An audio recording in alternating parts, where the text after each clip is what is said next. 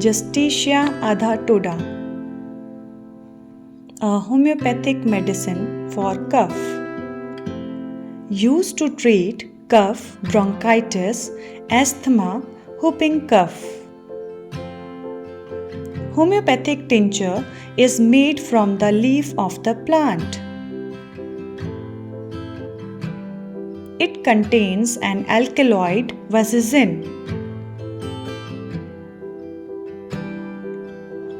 Vaccine is a respiratory stimulant, expectorant in cough and asthma, antimicrobial, anti-inflammatory, antioxidant agent. Use this under the guidance of homeopathic physician. How to use: 5 to 10 drops in half cup of lukewarm water thrice a day. Thank you.